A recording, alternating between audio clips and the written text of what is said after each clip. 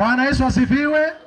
Kwa hivyo ninatumaini kwamba ninazungumza na watumishi ambao hata kama hatutaendelea kukutana hapa, kule kule tutakuwa wote. Kwa nini? Tunaelewa saa tunayoishi. Bwana Yesu asifiwe. Haleluya. Nataka tuelewe saa. Warumi 13:11, angalia saa. Yaani siri hii kama imefunuliwa kwako, unajua saa unayoishi. Soma mtumishi. Tukiujua wakati watumishi, saa ya kuamka katika usingizi imefanya nini? Imewadia. Wacha kuambia watu kuhusu vitu vya dunia. Ni saa ya kuambia watu kuhusu anayekuja. Na anakuja kwa njia ipi? Mara ya kwanza alikuja kama mwanakondoo, alikuwa mpole. Na sasa hivi bado ni mpole kwa wenye dhambi. Anawaruhusu, njoni tusemezane. Bado saa hii wakati huu anatuambia tufanye nini? Tuje tusemezane naye. Maana ni kipindi cha kusamehe. Tunaelewana watumishi wa Mungu?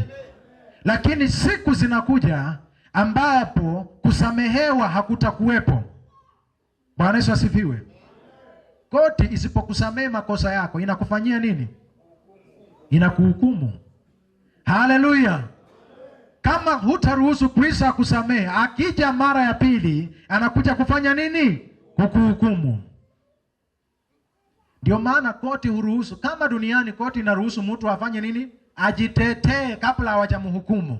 Wakati huu Kristo ametupa nafasi ya kujitetea kabla hajafanya nini? Hajaajilia hukumu yake. Tunaelewana watumishi wa Mungu? Haleluya. Sasa kuna kitu ambacho ni kizuri kuhusu Kristo. Haangalii cheo chako, anaangalia wewe unasema nini. Wacha kujitambulisha kwa Yesu Kristo kwamba Kristo, unajua mimi ni mtume. Haleluya. Anajua wewe ni mtume, na pia anajua kama ulijiita au alikuita. Bwana Yesu asifiwe.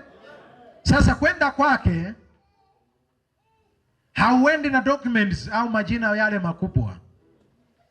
Mwana mpotefu anaporudi nyumbani hakurudi kama mwana alisema, ninajua huko Bwana ana uwezo wa kunifanya kama mmoja wa wafanyikazi wa nyumba. Bwana Yesu asifiwe. Maana alishakosa kule nyumbani. Bwana Yesu asifiwe. Wacha kwenda kwa kwake na kifua ukisema ukipika, hapana. Unaenda kwa kunyenyekea. Unaenda ukiwa umetupa vyeo vyako. Unaenda ukiwa umeondoa elimu yako ya dunia hii, maana uko tayari akupe elimu yake. Bwana Yesu asifiwe. Hata kama wanadamu wanakupea au wamekupea maarifa kiasi gani, hayawezi yakafikia maarifa yale ambayo unapokea wakati Bwana mwenyewe kupitia Roho Mtakatifu anakukawia tu sehemu ya maarifa hayo. Hakupi yote. Akikupa yote, si wewe utaurithi huu ulimwengu wote, utaukeuza. Bwana Yesu asifiwe watumishi wa Mungu. Haleluya. Wacha kujidai na elimu. Elimu inatoka kwake. Yakobo anasema unatamani maarifa. Bwana Yesu asifiwe. Maarifa yanayotoka kwake. Mtumishi wa Mungu ukiyapata hayaangalii umri. Bwana Yesu asifiwe. Unaweza kosa nywele nyeupe, lakini maarifa ya kutoka kule yanatikiza mioyo ya wale watu ambao unawatumikia. Bwana wetu Yesu Kristo asifiwe. Sisemi kwamba na wale wa nywele nyeupe, wale wa nywele nyeupe nao pia sio kwamba wana maarifa, wanayo experience, lakini maarifa yanatoka wapi? Sasa usichanganye experience yako na maarifa. Bwana Yesu asifiwe. Haleluya. Wazee tunawaheshimu kwa experience, lakini kwa maarifa tunatoshana. Kwa miaka unanishinda, lakini maarifa kama yanatoka kule, wote tunatoshana, tuko level. Bwana wetu Yesu Kristo asifiwe. Wazee kwenye nyumba mna experience na wasalute. Mna experience, mmepitia mambo mengi, lakini pale kwa maarifa wazee wangu. Haleluya. Amenionyesha watu wanang'ang'ana kufunga poldi za magari. Kwa nini Bwana unanionyesha watu wanang'ang'ana hivi? Tena akanionyesha shamba lililojaa magugu. Na akanikumbusha, unataka hela yako nimeficha kwenye hayo magugu. Nenda uombe mwenye shamba akupe kazi, ulime, utapata nini? Hela. Bwana Yesu asifiwe. Amen.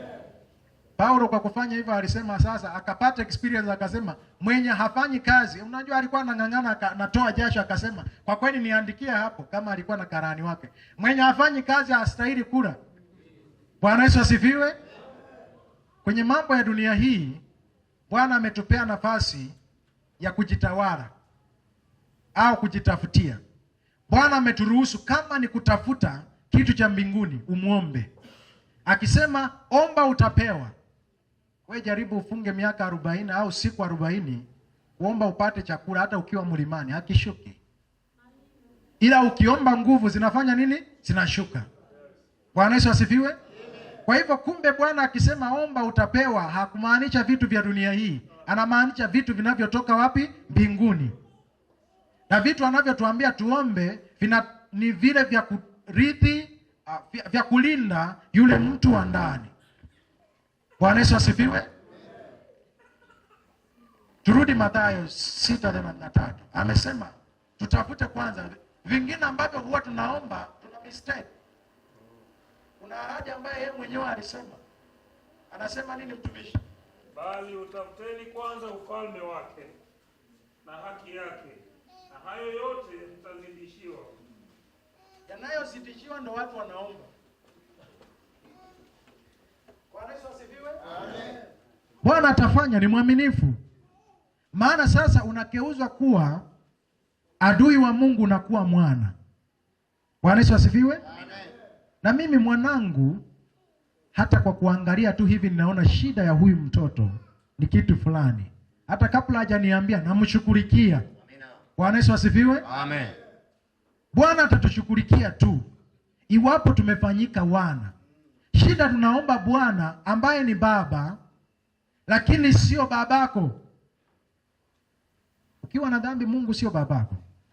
Kristo alipokuwa amepepa dhambi zetu, nyuma alikuwa anasema Baba wa mbinguni. Alijua nimepepa dhambi za ulimwengu, kwa hivyo sasa hivi sio baba, ni Mungu wangu, Mungu wangu. Mbona umeniacha? Jina lilikeuka. Ukifanya dhambi Bwana ataruhusu mvua inyeshe tu kwako. Utapumua tu vizuri. Tena utanenepa, atakuzuia na magonjwa. Lakini kikubwa ni kwamba unatengeneza mwili kwa ajili ya moto. Bwana Yesu asifiwe. Tunafaa tuelewe hilo watumishi wa Mungu. Ya kwamba tufanyike wana. Amina. Kwa kuamini hili neno ambalo tunazungumza leo.